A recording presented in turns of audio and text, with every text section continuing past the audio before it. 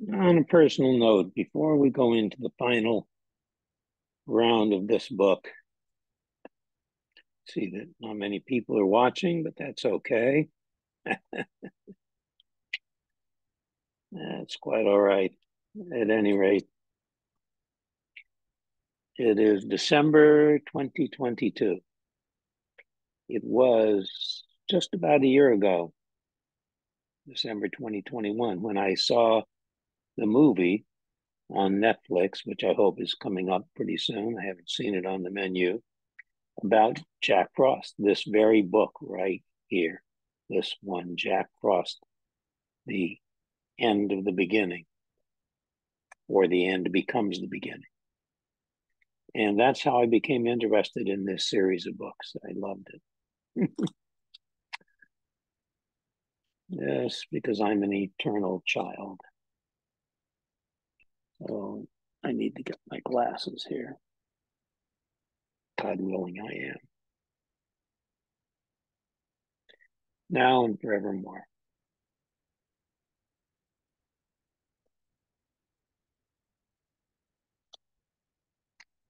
Here,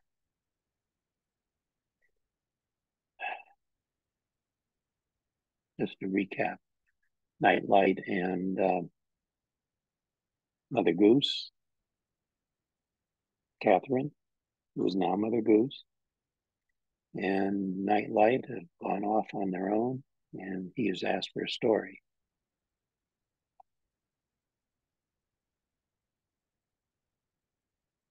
And Catherine slipped back into the cadences of a born storyteller and began to read. If only she had known about the danger that was making its stealthy way across the grounds of the Isle of Ganderley. Jack seemed to be listening intently as she began. What she hadn't noticed was that he had moved his free hand down to the hilt of his diamond dagger and was gripping it with all his might. And here is the story that she read to him. Moon Days from the Journal of Catherine while on the moon. Night's light had slept. I didn't understand the full wonder of this until I awakened. Till after I awakened. I was doubly dumbfounded to find that we had traveled to the moon in North's marvelous North Pole contraption. But who had guided the craft on this surprise journey was a mystery that compounded the oddness of suddenly discovering myself on the moon for the first time. How long has Nightlight slept? Was the question that roused me from the deepest, most peaceful rest I'd ever known. I recognized the voice. I had heard it several times before when we Guardians had managed with various devices to communicate with the man in the moon, but I'd never heard it so clearly or seemingly so close. That clarity is what jarred me awake to the astonishing sight of the great man himself, the man in the moon, looking down at me, trying not to be intimidated. Hundreds of moonbots, moon mice, and a goodly number of glowworms and lunar moths peered down at me as well. I answered the question with the sum total of what I knew to be certain. I have no idea, I said. That this brought forth a blur of commotions, inquiries, exclamations, and whispered goings on, from which I gleaned this list of facts. 1. Nightlights are created from starlight, the laughs of 10,000 children, and a lock of hair from both a king and a queen of the Lunoff family. The Lunoff family. 2, there had been only 7 other nightlights in all of history. 3, nightlights transform into stars when the prince or princess they were created to protect grow up or no longer need protection from bad dreams. 4, our nightlight is the last nightlight. 5, no nightlight has ever slept,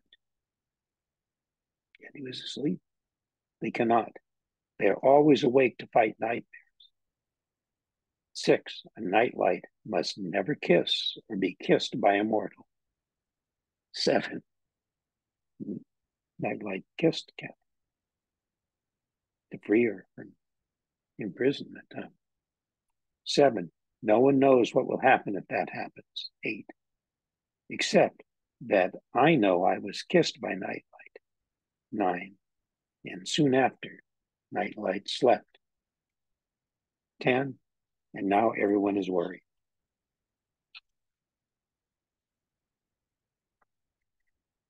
Chapter 15. The pause that thickens the plot, that is. Every guardian, each in their separate realm, was hearing every word Katherine read. The man in the moon was remembering the events where he had seen them firsthand. Bunnymun, North, Toothiana, and Sandy were hearing this story in such detail for the first time. Pitch, however, knew a very different side of this story. From inside his prison, he listened intently to every detail Katherine read. He had been there for the creation of this last of the Nightlights. He had been the closest friend and protector of the Lunanoft royal family. He had been godfather to the baby prince, but he had made a mistake. He did not know the power of the kiss, and that had led to his ruin. So now he listened. He listened like he'd never listened to anything before. He was certain that this time he would hear the one twist in the tale that would tell him what he needed to know most. From the journal of Katherine while on the moon. Our time on the moon has been a mad mix of amazements, beauty, and commotion. The moon itself is serene past description. Its gray-white surface is soft and rimmed with stones, worn smooth from centuries of spiraling through space. Since coming into orbit with our Earth, the native moon creatures have groomed the outer terrain into sculpted mountains and valleys of whimsical and graceful shapes. The same has been done to the ancient craters that are scattered near and far. Alas, even the strongest telescope on Earth isn't yet powerful enough to bring these cheerful details into focus. But as I have traveled with Nightlight to every harbor of this enchanting place, I've seen up close the marvels that dot its every view and crevice. As quiet as the surface is, its interior has the hurdy-gurdy dazzlement of a world's fair, a series of hollowed-out chambers and halls connected by dozens of tunnels. These chambers function as lodgings, dormitories, suites, studies, laboratories, libraries, banquet halls, ballrooms, storage places, engine rooms, and repairing bays. Every inch is in a constant state of hubbub inside the moon. There are even huge pools for sublunar swimming and underground lakes large enough to sail upon. Nightlight borrowed a small moon schooner and sailed us across one such lake. I can say with certainty that whatever enchantments there may be throughout the universe, there are few as stirring and beautiful as sailing between the spiraling stalagmites of a subterranean lunar lake illuminated by glowing shafts of starlight. The source of our breeze was of equal enchantment. The whistling rocks were large and numerous and did, in fact, whistle. Their tunes brought a gentle wind that filled our sail. Nightlight steered this small but elegant yacht with quiet assurance. I had no notion that he could captain a ship, but his expertise was no surprise. In truth, he seemed to be good at every task presented him. I wondered, not for the first time, how many talents he must possess. But he was changing in swift but subtle ways.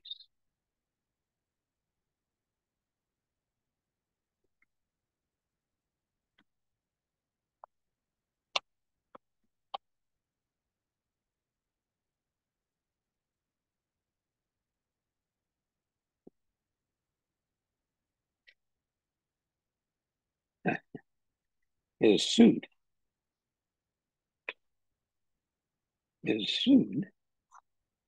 which had always glistened with what seemed an inner light, was dimming. The many moonstones that had adorned it for all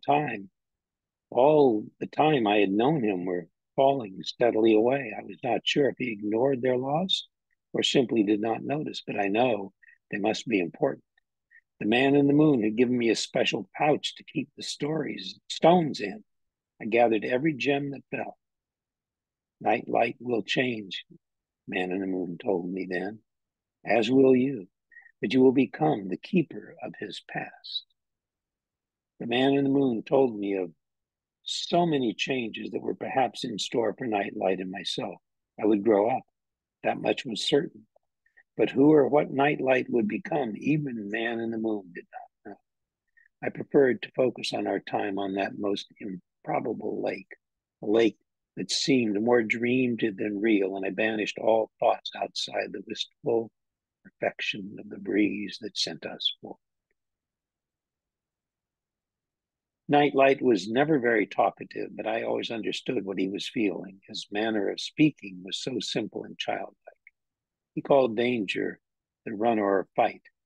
Grown-ups were the tall ones, and children were the small ones, and he always called me my Katherine. That has changed. He speaks now in a more mature, almost adult manner. We sail often on the lunar lake. It is where Nightlight seems happiest and most at ease. He tells me of the dream he had on our way to the moon. This seems to have had a profound effect on him. It was his first dream, and he's astonished by the notion of dreaming. That he could experience something that feels so real but is not. In his moon dream, he is not a Nightlight, but a human boy, and he lives with the family. There's a boy and a younger sister and a pair of kind and caring parents. He speaks of feeling that he belongs and is cared for, and that he can be wild and free like any human child. Nightlight and Katherine.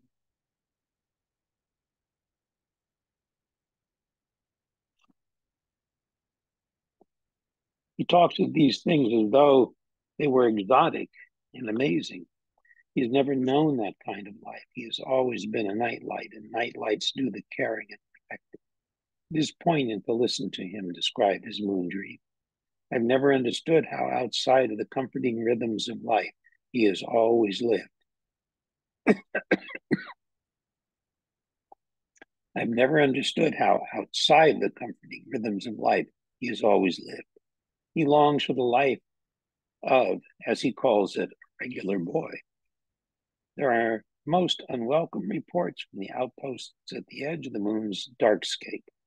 Moonbot scouts have observed Pitch himself building a massive army of nightmare men. We are trying desperately to contact the other guardians on Earth, but the entire planet is enshrouded in a storm of dark clouds and no communications can be made, not even with our mind meld powers. Has Pitch's daughter, Mother Nature, taken his side? Does she make sure the other guardians cannot help us? I'm so impressed with the moon's eccentric citizens. The preparations for the coming battle with Pitch are inspiring. Sweet souls these creatures are, but they are also dogged, well-trained warriors.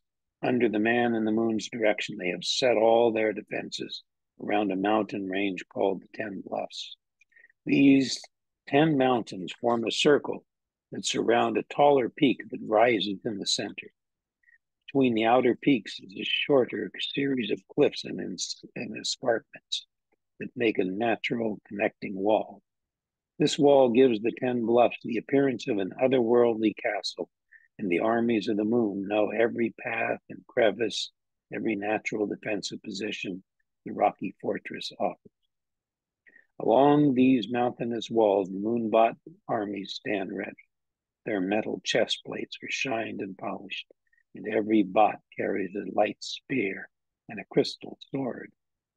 The moon mice have special hideouts farther down the cliffs, the bluffs, from which to spy upon any enemy that may approach. They carry small but potent light cannons and bombs. Light is the enemy of Pitch and his dark army, so the weapons used against him have an element of concentrated phosphorescence, either from stars, our sun, comets, meteors, or the illuminates of the glowworms. The moon's glowworms are gigantic.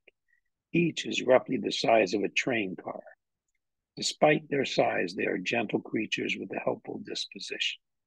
Across their backs and stomachs run pairs of evenly spaced, brightly glowing pendants that are used to help illuminate the many tunnels and valleys of the moon. The tips of their substantial antennae are equipped with orbs that can dim and brighten at will. These tips can also shoot concentrated bombs of light during battle, and at bedtime they make for a lovely way to read. In addition, the glowworms can hum beautifully any tune. Eventually, glowworms evolve into the even more formidable lunar moths, which serve as the air force of the moon armies. With wingspans of up to 40 feet, these furry behemoths can carry a full cargo of comet rockets attached to their stomachs and as many as 8 moonbot lumineers on their backs. The moonbot lumineers are the core of the moon defenders. They are tough, nearly unstoppable robots. Larger than the other moonbots, these mechanical men were first built during the Golden Age. They continue their selfless, valiant service to the man in the moon, and they are now also the keepers of good dreams. Inside each lumineer, there lives a precious dream of a human child. These dreams are the internal power that sustains the moonbots, but they are also the precious cargo that the bots protect from all harm. A moonbot may become too damaged or torn to move or fight, but inside its unbreakable chest plate, the child dream will remain forever.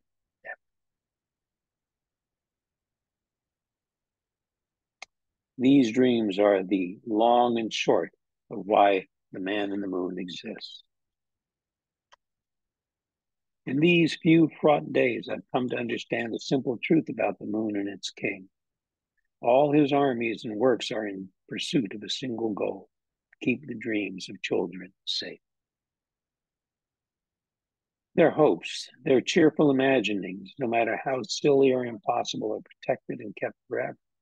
To the man in the moon and his helpers, these dreams are the brightest light in all the universe, and therefore the greatest force there is.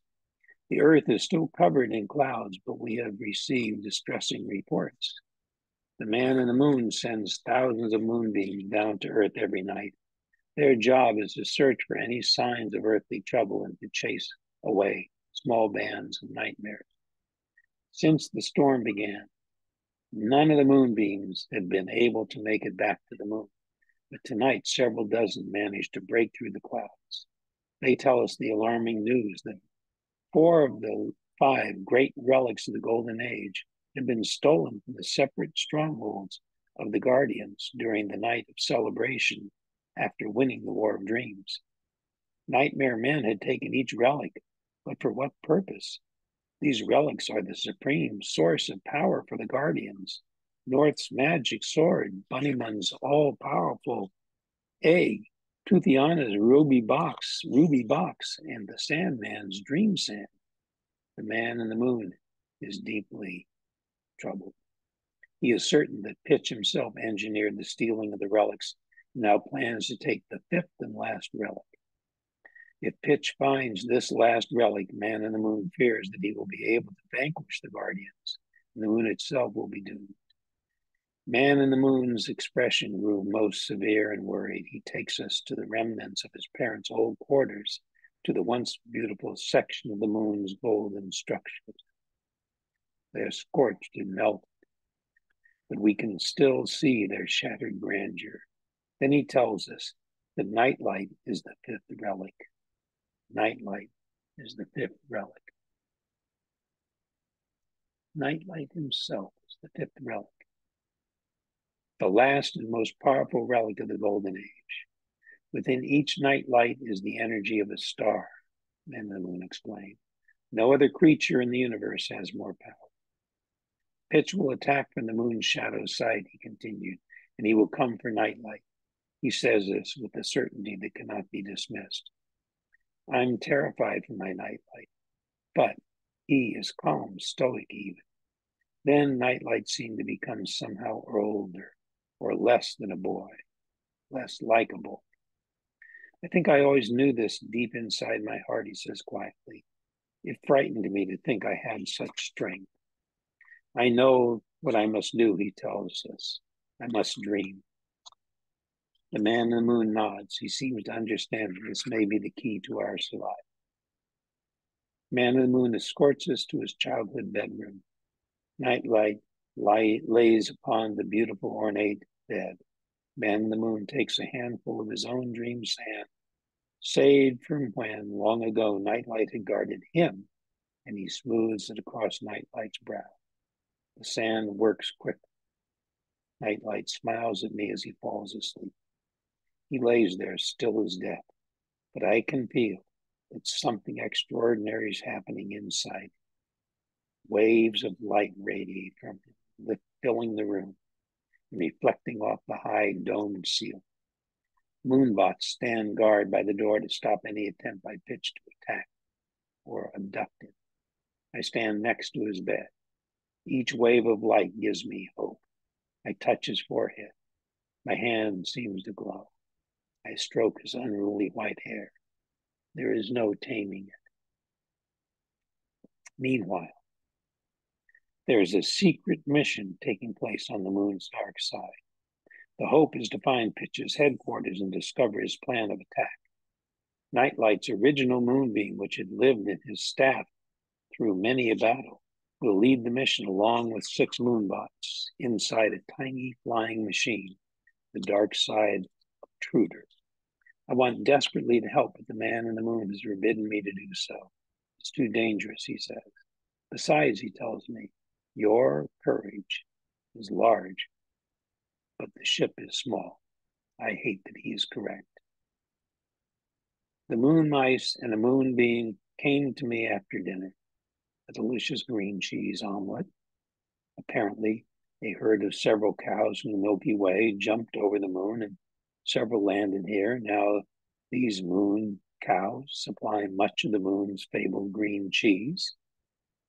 The lead moon mouse, First Officer Muppet, described to me an interesting plan that, if implemented, would make my joining their mission possible, despite the man in the moon's concerns. Evidently, they have at their disposal a sort of shrink ray that can be used to reduce my size to that of a mouse. I'm instantly hopeful I'd be able to fit in the dark side obtruder.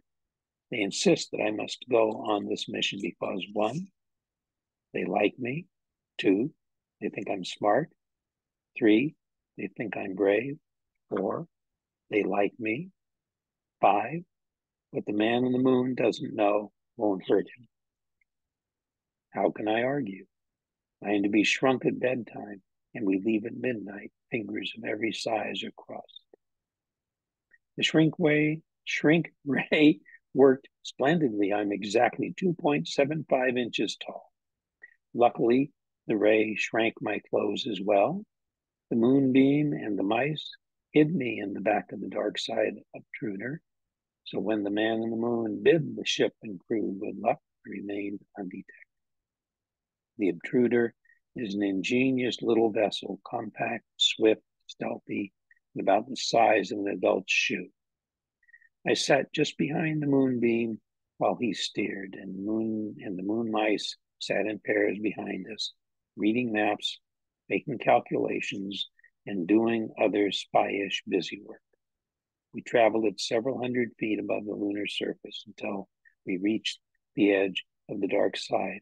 Then we descended quickly to just a few feet over the shadowy ground. There, we stayed above the surface, rising and swaying among the irregular rocks and craters. This side of the moon is always in dark twilight, and there is an unmistakably haunted quality to the landscape. All the tunnels to the dark side were sealed long ago, for no other reason than the region felt so mournful and bleak. These uneasy feelings gave way to an urgent reality as we saw plentiful evidence to confirm that Pitch is planning a lunar Armageddon. There are curious trails twined along the powdery ground. The moonbeam dimmed himself to just an ember, and all lights within the intruder were turned off. The moonbeams and I looked out the front window while the moon mice watched from the portholes as quietly as well mice. In the meager light, the only thing that we could see clearly were the multitudes of stars above. They gave us some comfort. Yet, even in this eerie place, the sight of stars had that power. Yes, even in this eerie place, the sight of stars had that power. As we wondered where these trails could lead to, a cluster of stars suddenly went dark. Something was blocking the sky. Giant blackness was moving toward us. We could not make out what this thing was. It was as dark as the sky, and the only hint we had of its size and shape was from the shifting absence of the stars that had blackened. The moonbeam brought the intruder to a halt. As we hovered behind a column of rocks, we could begin to make sense of this wandering blackness. It was gigantic, an irregularly shaped oval, and extending from this oval, we saw a goodly number of spider-like legs that must have been 300 feet in height.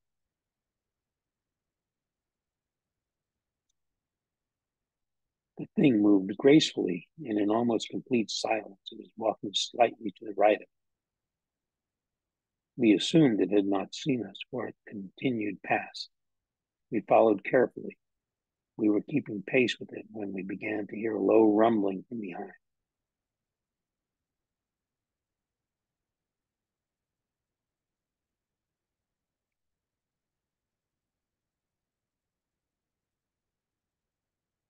Before we could turn, a vast wave of galloping shapes rolled just beneath us, a steady tide of blackness much darker than the moonscape. A herd of horses, I whispered, astonished. Miss Katherine is correct, said First Officer Moffat. A herd of actual nightmares, said Ensign Tuppett.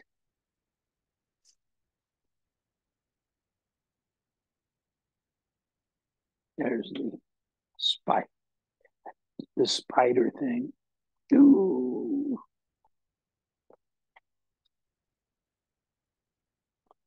A herd of actual nightmares, said Ensign Tuppett, another ranking moon mouse on our mission.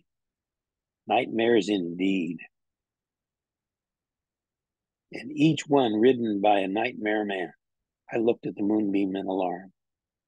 Communication with the man in the moon or anyone else on the bright side of the moon is impossible from the dark side, so we had to sneak away as soon as possible and sound the alarm. How can we find out more? I asked the moonbeam. The moonbeam nodded to the moon mice, then piloted the intruder closer to the main body of the giant spider craft. It was picking its way at a steady pace toward the border of the moon's bright side. Once we were within a dozen feet of the spider, we saw the craft was literally coated with thousands of nightmare men and other creatures of the night, churning and swaying as the spider glided along. We edged even closer, our small size and the darkness keeping us from being detected. There appeared to be a round window at the front of the body of the spider craft. In the window's glow, we saw the silhouette of a figure. This gave the craft the appearance of having a single large eye. Then I realized that the figure at the center of this evil eye was Pitch himself. Only Pitch could conceive of a thing so fearsome, murmured Ensign Tuppett. A nightmare cyclops spider. First Officer Muffet headed with a shudder. I was frightened too. Still, I urged the moonbeam to go closer. We must see if he has the poor relics, I explained. The moonbeam, ever brave, inched us to the outside of the window. As we hovered, he rotated the obtruder so that we were better able to see inside. In the center of the dark oval In the center of the dark oval room was a large, strangely shaped container riveted to the floor with a series of hulking bolts.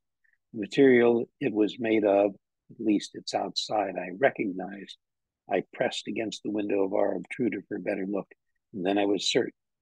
The container was molded from the nightmare rock that I had been imprisoned within when Pitch had tried to make me his darkling daughter.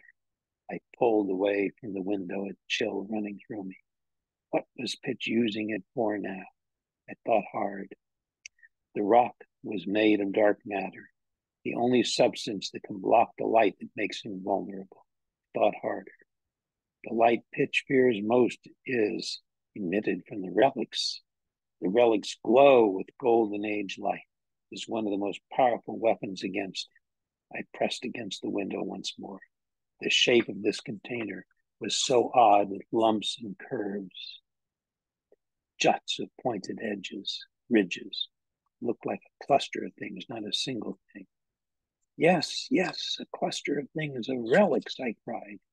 He must cover the relics with dark matter to shield himself from the light they throw. I thought out loud. But how will he use them against the man in the moon and his troops? Golden age light makes them stronger.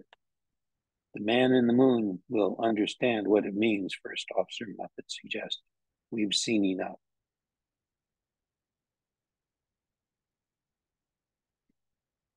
Ensign Tuppett agreed. The moonbeam shifted into full throttle and we sped away. We crossed the border out of the dark side and were now flying toward the fortress of the 10 Bluffs.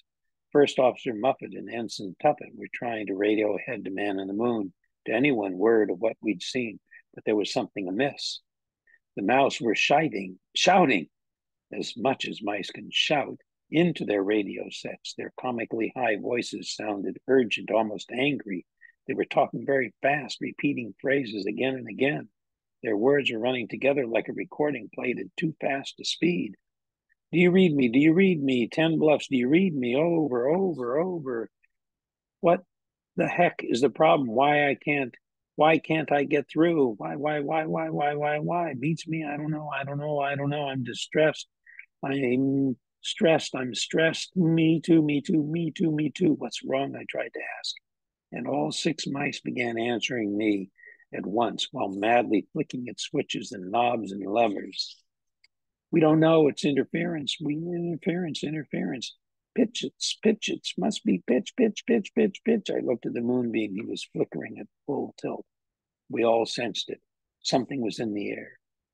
Strangely, I was not fearful. I could tell that the moonbeam wasn't either. Can it be that I feel Nightlight's presence? Then the sky above us brightened with waves of light, exactly like the ones in the chamber where Nightlight was dreaming. Our engine suddenly went silent. Everything in this ship stopped working. We lost all power, yet the moonbeam stayed calm and steadily piloted us closer and closer to the ground. We were gliding downward at an alarming speed, just missing rocks and craters. Dead mice. Oh, well. The mice were murmuring. We were mere feet above the ground now. The moonbeam found a stretch of smooth, sandy surface, and he lowered us carefully upon it. Yikes! A rock! We dodged and missed it by a hairbreadth. Then, with jittery ease, we skimmed along the sand, skipping like a stone on water. We began to slow. It was a harsh and lurching few seconds that felt like forever. Our ship skidded into a half circle as we wobbled and swayed and finally halted, facing backward. We sat still, as if frozen. Were we alive? Yes. The mice began to chatter like wind-up toys with springs that had sprung. That was close, so close. We live. Need a snack. Cheese, curds away. And indeed, they pulled from their ration boxes.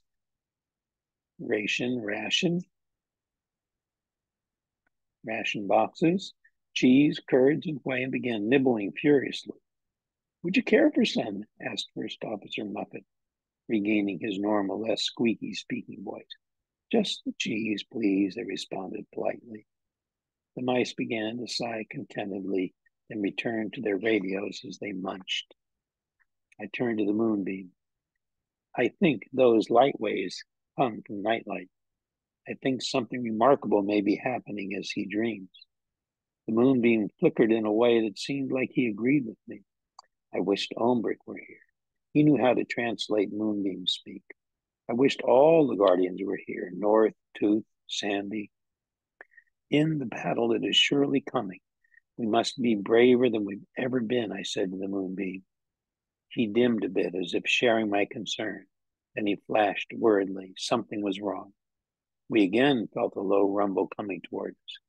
Emerging from the moon's dark side, we saw Pitch's giant spider craft coming toward us. I think we must make a speedy getaway, I told the moonbeam. Away, away, away, the mice agreed in unison. Thankfully, the engine of the obtruder restarted immediately.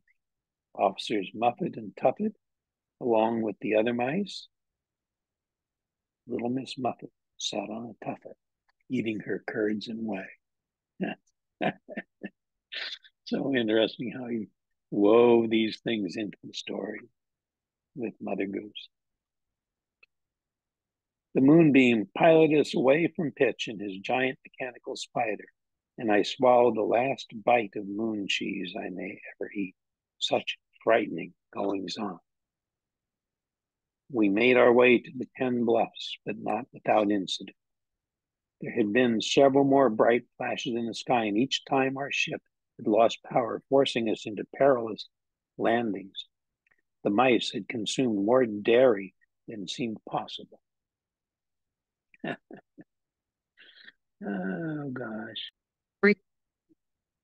To my great relief, the 10 Bluffs formed the most formidable fortress imaginable, with every moonbot, mouse, worm, and moth in place, armed and ready for battle.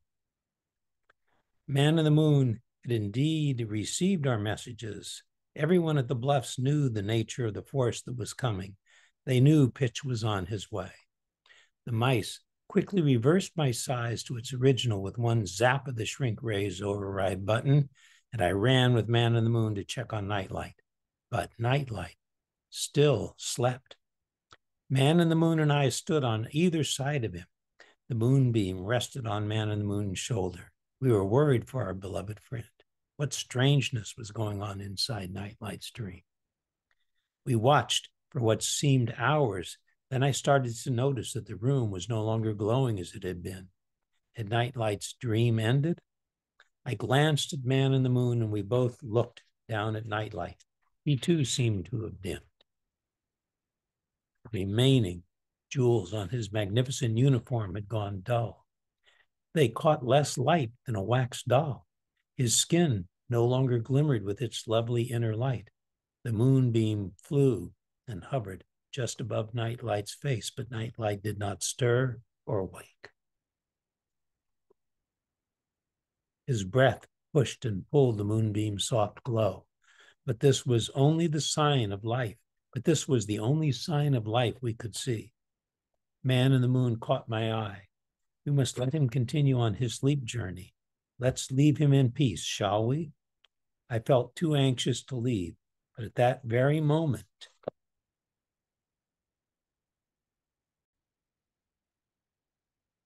bells rang, horns blared. The general alarm was sounded. Pitch and his army must be approaching. I scrambled with Man in the Moon out of the room, and we headed to the highest peak of 10 Bluffs. From there, we could see the flat plains of the lunar landscape that surround the bluffs. There are no other mountains or ridges to give cover to the enemy, but that enemy was vast, inky, and seemingly endless. With it came a deep, unnerving rumble that grew louder and louder, layering us with sound that we could feel. Everything was vibrating. It felt like fear itself. I stared, stunned. The army of nightmares was too huge. There were simply too many for us to fight. I reached For a man in the moon's hand, I'd never felt so afraid. I'd battled pitch many times, but this felt different, more sinister. Man in the moon looked me in the eye.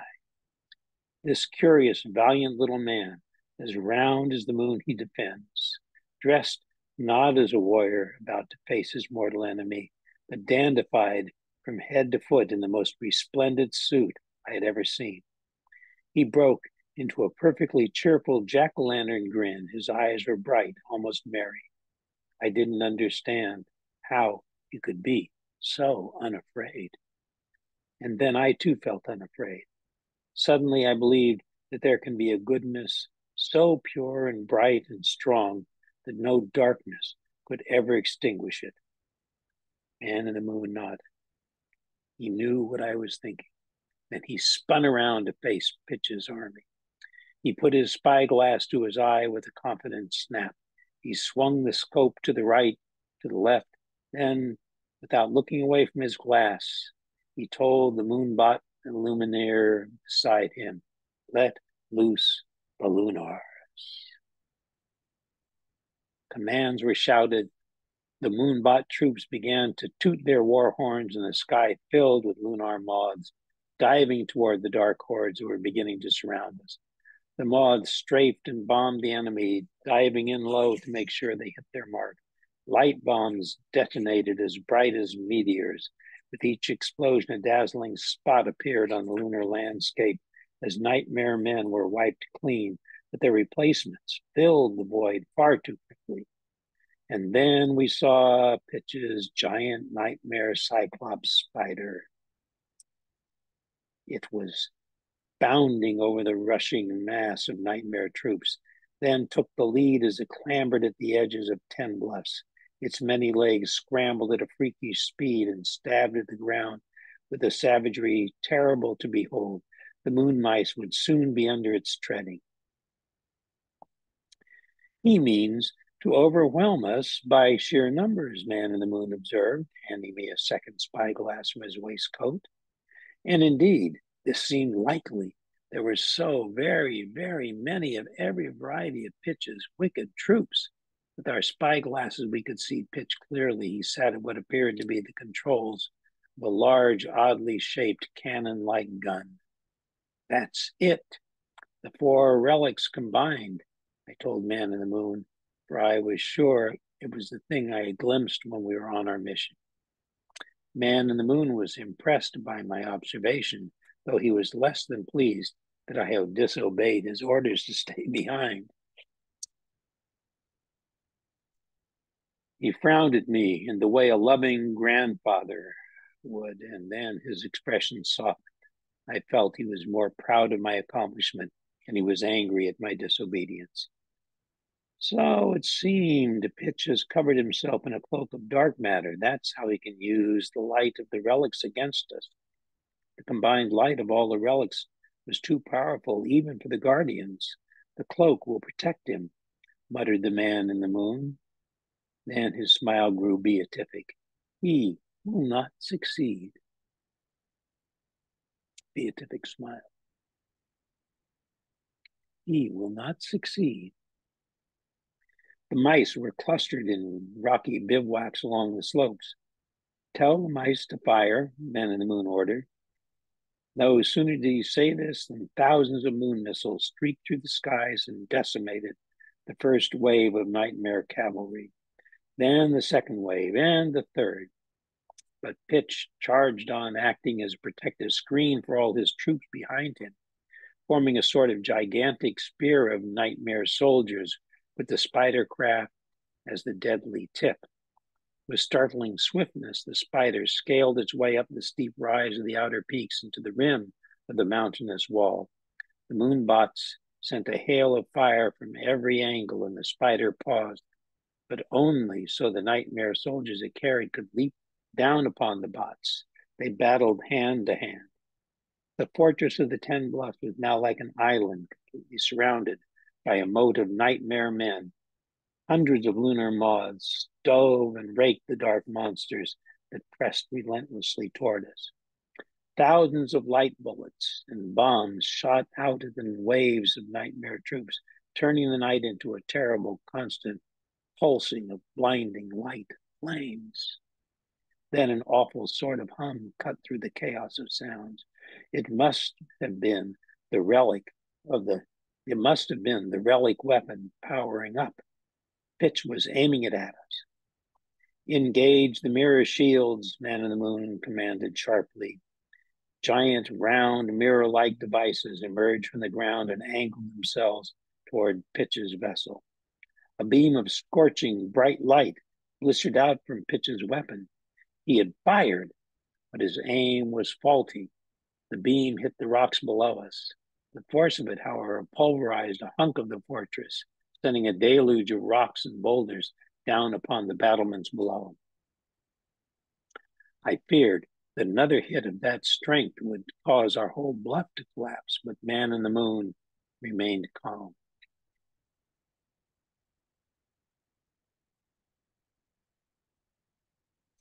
Second blast erupted. This time it was blocked by the mirrors and was instantly deflected, angled back toward Pitch. You'll be destroyed for sure, I thought, but I was wrong. The beam engulfed the spider craft and shattered the rock wall beneath it, but with one awful jump, the machine escaped the light and landed halfway up our bluff. Man in the Moon and I ran to the edge of the bluff wall. Smoke poured from the Pitch's ship as it clawed and stabbed its way up to us. The top portion was scorched and peeled away. Pitch, too, was scorched and smoldering, charred almost black, but the whites of his eyes shimmered.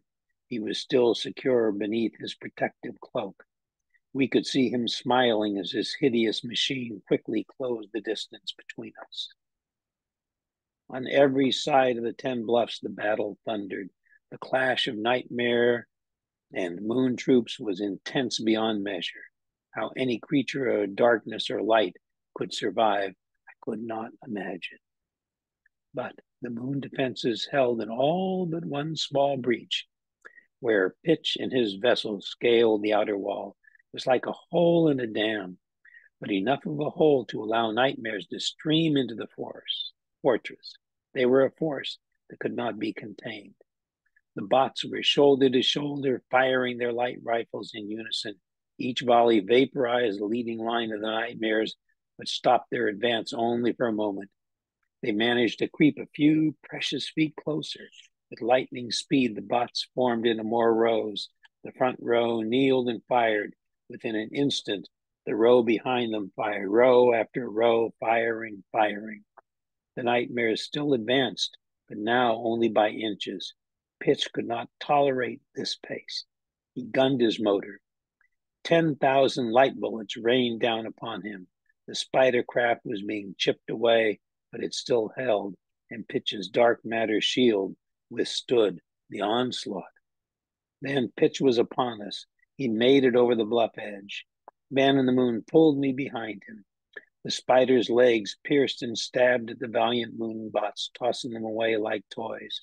Moonbots quickly turned the half-dozen reflectors to protect us, but the spider's front legs jabbed and shattered the reflector mirrors.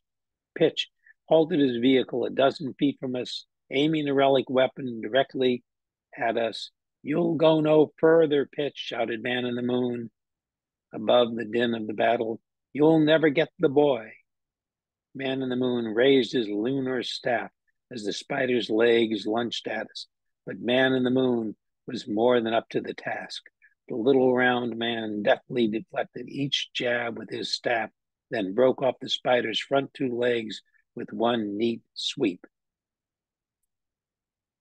Pitch was surprised. He paused his attack. "'Tis no boy I seek, but a nightlight," he bellowed down at us, "the only nightlight. He is the last relic, and with his heart I will finally rid my own soul of the last glimmer of light that lives within me. I will finally be rid of any feeling other than hate for all things good." Man in the Moon stood his ground. "One more step, and by all the powers of my parents and the stars above, you will be destroyed." "I fear no star," Pitch roared back. "I fear no power, and I don't fear you." Then fear me, came a laughing voice from behind us, a voice both familiar yet not. It was Nightlight. With the speed of a hawk, Nightlight dove and landed on one knee between the spider and us. I could not see him well. The light that glowed from the relic cannon was nearly blinding. Then he slowly stood to face Pitch. His uniform was gone. He was dressed plainly in only a blue hooded shirt and brown leggings and no shoes at all. His white hair was still wild but shorter. With his clenched fists on either hip, his stand was almost insultingly calm and defiant. Nightlight looked over his shoulder to Man in the Moon and me and smiled. It was a smile like no other. It was not the childlike smile of the Nightlight I have known. There was something a bit wild and prankish in it, but it was a good smile, a jovial smile, a follow me smile. He turned back to Pitch and pointed to the relic weapon. You shouldn't steal other people's toys, Pitch, especially if you don't know how to play with them. Then he pulled his diamond dagger from his shirt and seemed ready to spring at Pitch. The blade glowed bright, and I saw the moonbeam. Nightlight's moonbeam was in the blade and was ready to guide the sharp tip Pitch's black heart.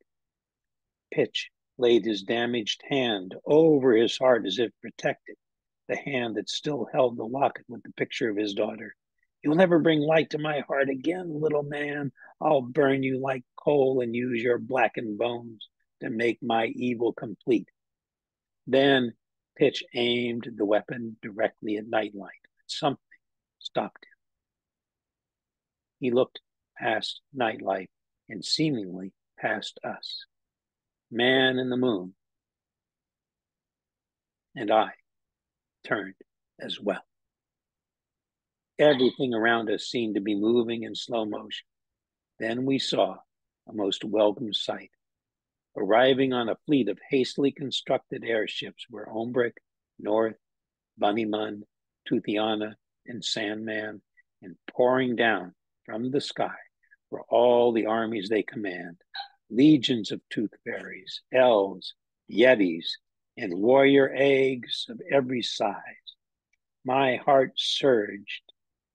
Even old friends like Petrov, North's valiant horse, and the great bear of Santov Clausen had come. They had somehow broken away from stormy earth and made their way to us. They joined the Moonbot troops and within moments were overwhelming the nightmare hordes. And still, every movement was unnaturally slowed down. I saw Ombrick leading the way, and it dawned on me. The great wizard was slowing time. Pitch triggered his weapon. Its blinding light emerged in slow motion, like a column of glowing clay. Using all of his powers, Ombrick waded through this slowing of time to block the ray from consuming Nightlight. Raising his arms above his head, he fanned out his cloak until it made a near perfect circle that shielded us all from the death beam that crept closer. From that moment, we who were behind Ombrick regained our normal senses of time, while everything in front of him grew slower still. North and the other guardians stood with us. Nightlight looked to the open sky. His diamond dagger held aloft with its moonbeam glowing, and in a fraction of a second, he vanished into the heavens. I stared after him. Where was he going? Why? Pitch stared as well, and his fury became unhinged. The old wizard, struggling against the intensity of the relic weapon's ray, as Pitch fired again and again. North waved for us to join him in readying one of the reflectors so as to give Ombrick aid, but I could not keep from worrying about the full meaning of Nightlight's leaving. The reflector jammed. It was stuck and would not move. North and Sandy were pushing at it with all of their might. but Ombrick seemed to be disintegrating in the savage brilliance of the ray. Then an even brighter light filled the entire sky. It was a dazzling, unnatural light, brighter than a dozen suns. All fighting ceased. No being, good or evil, could help but be mesmerized at the sight of a light so confounding. I could hear Pitch's coarse breathing in the sudden quiet. He sounded afraid, afraid of what was coming. As we all looked skyward, the light splintered into 7 separate points like stars, but more radiant than any star I've ever seen. It's the 7 stars of the night lights, said Mim, Man in the Moon, in awe. And as he said this, the 7 stars arranged themselves into what appeared to be a giant constellation of a single face. From it came a voice so deep and full that I could feel it as much as hear it. Our brother Nightlight will not be yours, the voice boomed. Your schemes are finished, and we are finished with you. Then from the constellation came a great enveloping of their light. It wrapped around the nightmare armies, melting and molding them into giant clots that began to encircle Pitch. These clots condensed and calcified until they became super concentrated darkness. They became dark matter. A single lash-like strand of the light knotted around the relic weapon and snapped it away from Pitch's clutches, instantly separating it into its 4 distinct pieces: the egg on its staff, the sword, the dream sand, and the ruby box. The relic spiraled into the waiting hands of their true owners, Bunnymun, North, Sandy, and Tooth. In the unsettled air, their capes and coats billowed. We were all thinking the same thing. We are the guardians of childhood, and we will fight to the last if need be. But we did not need to. The waves of light continued to turn the nightmare army into a mass of molten darkness that engulfed Pitch until only his face and chest were left exposed. He seemed to be struggling to free one hand. With one tremendous thrust, his arm broke through the thickening mass that was imprisoning him. Then we saw his hand.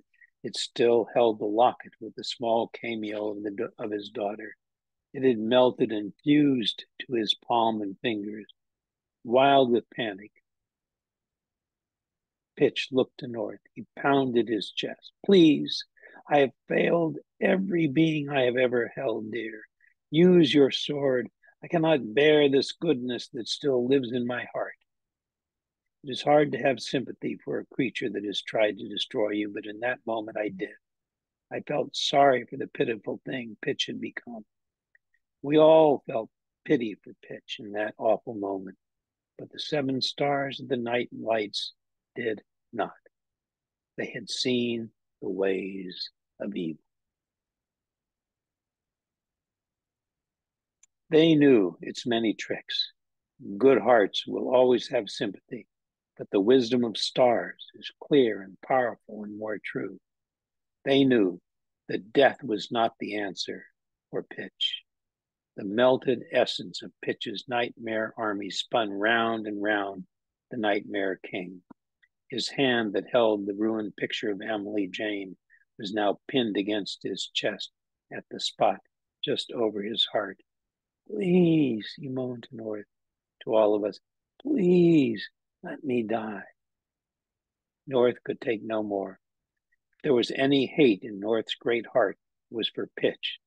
To be imprisoned with the heartache, pain, and sorrow that Pitch faced seemed a misery worse than any creature should bear. So North gripped his relic sword and marshaled every power it possessed.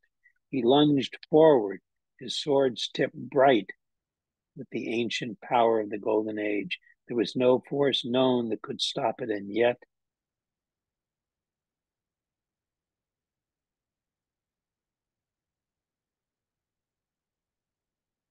as the sword's tip pierced the weathered paper of Pitch's daughter's portrait, then sliced through Pitch's hand, and then bore down further, entering the flesh over the Nightmare King's heart. The strobe of light flashed. A hand grasped the sword and stopped it cold. It was Nightlight. He stared at North, holding the blade so hard, his own hand bled. You must not stain your soul, or end the one chance Pitch has to save his own from darkness. With that, he moved the sword away from Pitch's chest.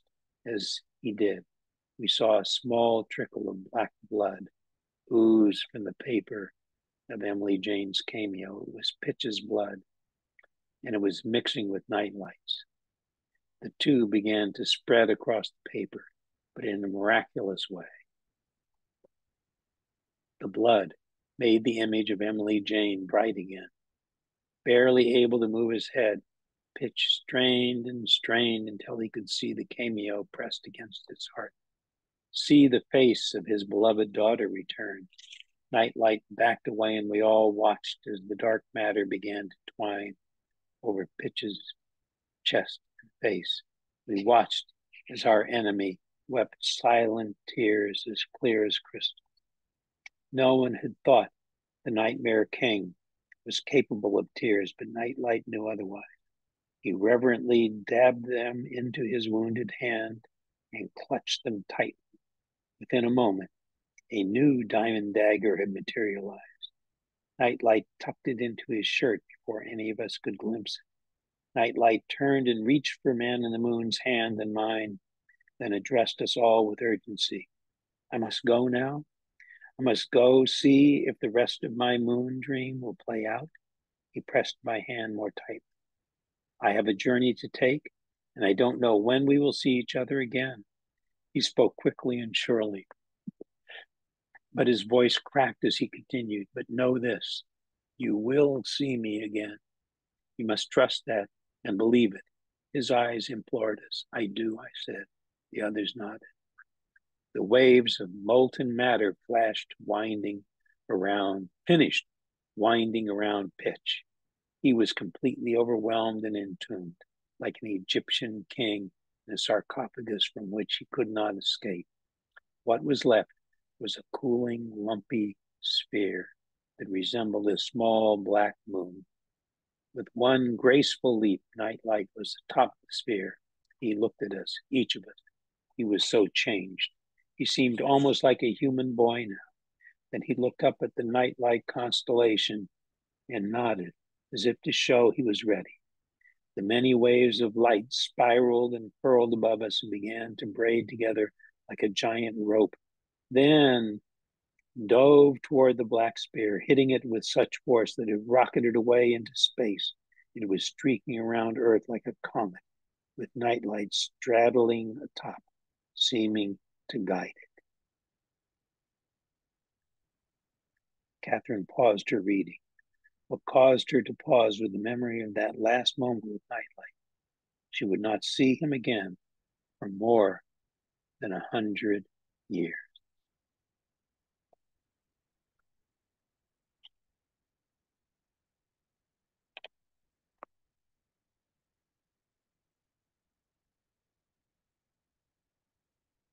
Oh, she's reading that story to Nightlight. And then she turns to Light and like to speak with him. And we will continue in another episode. 2 more left. I hate to finish the whole thing, but everything has to end.